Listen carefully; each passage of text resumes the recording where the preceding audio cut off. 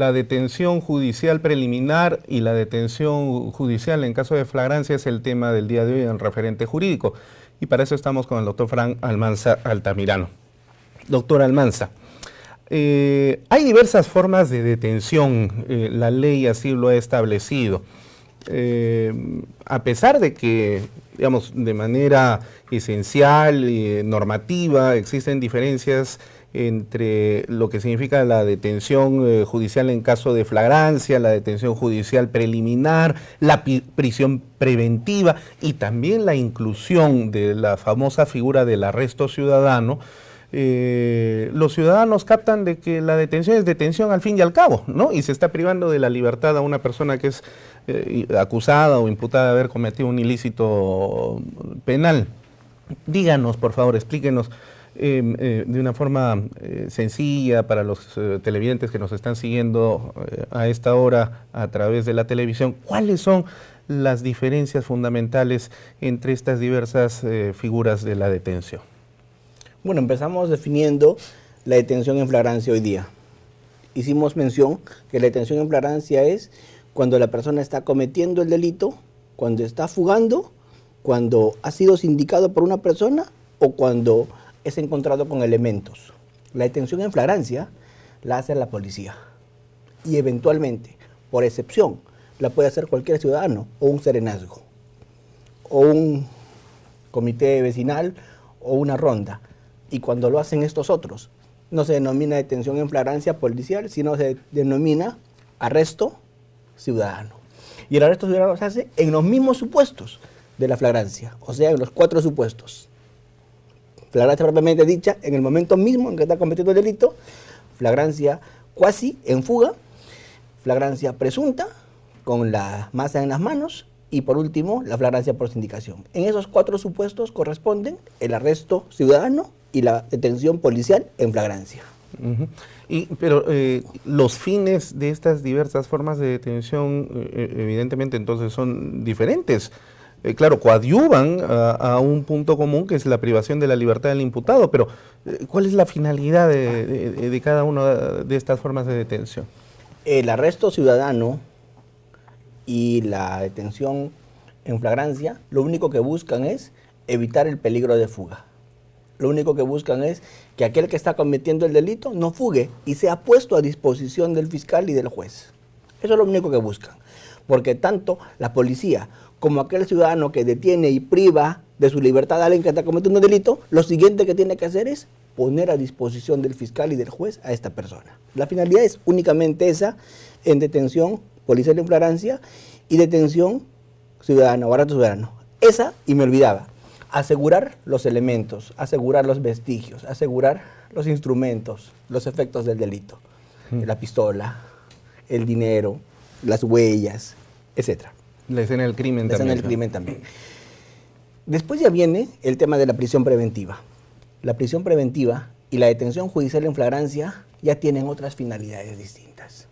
La detención judicial en flagrancia ya tiene una finalidad de que el fiscal continúe investigando, de que el fiscal siga investigando y tenga 7 días más para seguir investigando con la persona a disposición del fiscal. Usted me dirá, ¿para qué quiero yo que el fiscal siga investigando con la persona detenida 7 días en detención judicial en flagrancia? Yo les digo para muchas cosas, porque debemos recordar algo. Con el nuevo modelo procesal penal, al procesado le podemos hacer muchas cosas en investigación. Le podemos poner una ronda de reconocimiento para que lo reconozcan. Claro, está en todo esto con su abogado. Le podemos tomar muestras, le podemos sacar fotos, lo podemos identificar, le podemos hacer intervenciones corporales, le podemos sacar fluidos, cabello, etc. Entonces, para todo eso el fiscal necesita en ocasiones tener a la persona detenida 7 días con fines de investigación. Entonces, la detención judicial en flagrancia es con fines de investigación. Solo es para investigación. Ahora, eventualmente, la ley dice que también para evitar fuga, pero claro, yo creo que es más que todo con fines de investigación.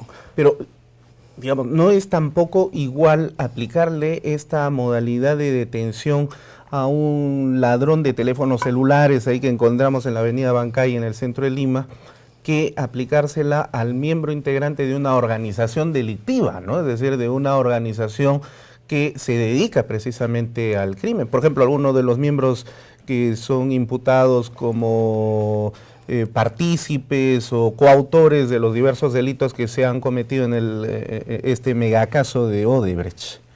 Perfecto.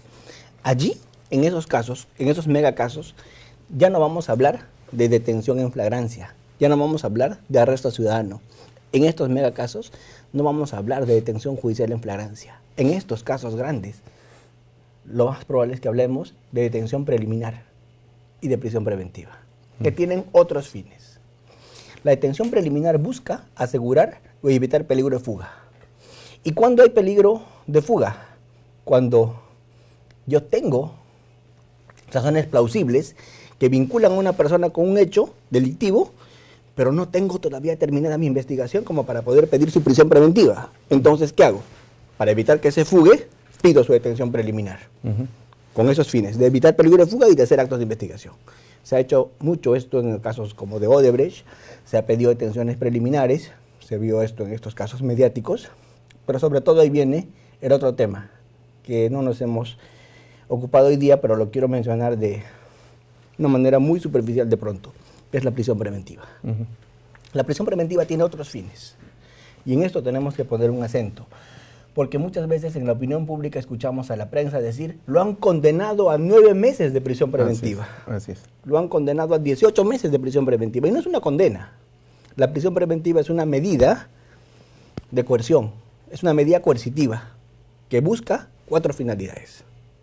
Y las 4 finalidades que busca una prisión preventiva es, primero, busca evitar fuga. Segundo, busca evitar perturbación de actividad probatoria, o sea, evitar que el que ha cometido el delito destruya pruebas. 3, tiene una función tuitivo-coercitiva. ¿Qué quiere decir una función tuitivo-coercitiva? Busca evitar que esta persona siga cometiendo delitos, que reincida. Y para eso se le pone un penal, para que no siga cometiendo delitos, ¿cierto? Y por último, tiene una finalidad cautelar, que es que la sentencia se ejecuta, que la sentencia se cumpla. Entonces, la prisión preventiva es en otro contexto. Por eso es que su plazo es mucho mayor. Es un plazo de 9 meses, es un plazo de 18 meses. Y con estas modificatorias del decreto legislativo 1298 y los otros que han salido, se puede incluso dictar 18 más 18, 18 más 12 meses de prisión preventiva. Hay que pedirle a nuestros amigos y colegas periodistas en esa medida que puedan hacer una precisión de los conceptos para evitar las confusiones, porque luego la ciudadanía recibe un mal dato y lamentablemente pues hay una desazón cuando suceden ciertas cosas en la colectividad. Bueno, ya nos queda poco tiempo para ir culminando este programa. Quizás solamente quedaría precisar qué otras modificatorias y novedades ha traído este decreto legislativo 1298 referido a las detenciones judiciales preliminares y en casos de flagrancia. Bueno, hay otra que no hemos conversado, otra modificatoria importante, que es la que tiene que ver con la detención preliminar. La detención preliminar se ha visto modificada en cuanto a sus plazos. Antes, la detención preliminar era solamente por 24 horas. Hoy día la detención preliminar es por 72 horas. O sea, se ha elevado el plazo de detención preliminar a 3 días. 72 horas, 3 días. Que es lo mismo. Pero la Constitución Política dice, ahora ya modificada, 48. Entonces, ¿cómo queda esto de las 72 horas? Claro, dice para detención en flagrancia. Ah, correcto. La detención preliminar es una detención que como requisito tiene que no exista flagrancia. Ya. Por eso es que no hay colisión constitucional acá. Y por último se ha modificado el plazo de la detención preliminar para lo que es crimen organizado. Hoy día se puede pedir detención preliminar con la 1298 hasta por 10 días. Ese es un tema que es importante porque era un clamor de los fiscales de crimen organizado. Sí. Porque los fiscales de crimen organizado en el país decían que cuando se va a hacer una detención preliminar contra una banda de 10, 15, 20, como hemos visto en el interior, 40, 60 detenidos, ¿no? 24 horas era nada para terminar una investigación. Entonces yo creo que esta modificatoria va a dar una herramienta importante a los fiscales contra el crimen organizado. Y ahora, en este caso de la detención judicial preliminar, ¿existe algún plazo en el cual el fiscal tiene que hacer el pedido, así como en las detenciones judiciales en caso de flagrancia que solo tiene 12 horas? ¿O puede darse en un lapso de tiempo un poco más amplio? Muy interesante su pregunta. Casi no hay esa distinción. Y es curioso. ¿Por qué no se aplicó la misma regla que para la detención judicial en flagrancia? Claro. El tema de la detención preliminar. La convalidación se puede pedir dentro de las 72 horas. Claro. Y lo mismo debió pasar, la convalidación, o sea, la extensión a 7 días de la detención preliminar, se puede pedir dentro de las 72 horas. Lo mismo se pudo pedir en la detención en flagrancia. Así es. Esas 12 horas, como usted bien dice, no tienen lógica. La última pregunta. Esto que hemos conversado el día de hoy, que curiosamente se ha dado en un contexto de modificación constitucional, va a exigir también entonces seguramente una modificación de este decreto legislativo 1298. ¿Cuál es su opinión al respecto? ¿Se necesita una modificación también de este decreto o así como está se enmarca dentro de este nuevo contexto constitucional? Definitivamente este decreto legislativo 1298 ha salido el viernes 30 de diciembre del 2016. Y esta modificación de la Constitución es reciente. Por lo tanto, esta norma ya colisiona, este 1298 colisiona con la Constitución actualmente modificada. Y en esa medida, algún juez va a aplicar un control difuso y va a inaplicar este 298. Alguien va a plantear seguramente una demanda de inconstitucionalidad, ¿cierto? Pero lo cierto es que hoy día, estos plazos de detención que regula el artículo 264 del nuevo Código Procesal Penal, ya son plazos de detención que no están acordes, por lo menos en el supuesto de detención en flagrancia, con lo que dice la Constitución actualmente modificada. Bueno, pero en suma cuenta, usted coincidirá conmigo en el hecho de que este decreto legislativo 1298 se inserta sí dentro de el espíritu mismo del Código Procesal Penal, que tiene un matiz acusatorio garantista y donde pone al fiscal en el centro de la acción, ¿no? Porque es el fiscal precisamente el que realiza todo el proceso de investigación y recae en su responsabilidad precisamente la aplicación eficaz y eficiente de estos remedios y de estos instrumentos de persecución penal.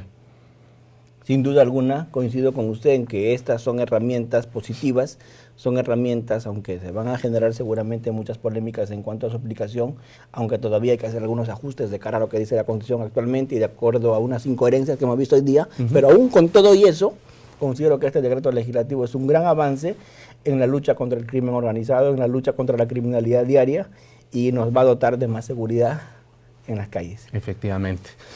Bueno, ya estamos llegando al final de nuestro programa del día de hoy. Nos encontramos en el mes de mayo y el mes de mayo es un mes importante para el Ministerio Público porque el 12 de mayo del año 1981 fue creada mediante orden constitucional, ¿no? La Constitución del 79 creó el Ministerio Público como un órgano constitucional autónomo. Así que desde el referente jurídico y la Academia de la Magistratura vayan nuestros afectuosos saludos al señor fiscal de la Nación, a don Pablo Sánchez Velarde, a la Junta de Fiscales Supremos y a todos los miembros integrantes del Ministerio Público, los fiscales de todos los niveles, personal administrativo y personal del Instituto de Medicina Legal, porque además también es el Día del Fiscal. Así que, doctor, a través suyo, un saludo fraterno para todos los amigos del Ministerio Público, con el cariño de siempre y bueno, esperamos que estas modificaciones legislativas y constitucionales siempre sigan ese orden de la construcción del Estado constitucional de derecho que todos aspiramos. Sus palabras finales, doctor Almanza. Bueno, muchas gracias por esta invitación, creo que esta es una tribuna muy interesante para que hagamos algunas opiniones, discutamos algunos puntos importantes y pues me uno al saludo que usted ha hecho y desde acá un abrazo muy grande a todos mis colegas fiscales por este aniversario.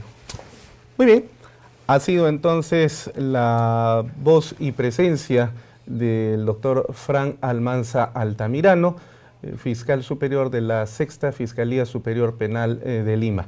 Con nosotros será hasta una nueva edición de Referente Jurídico.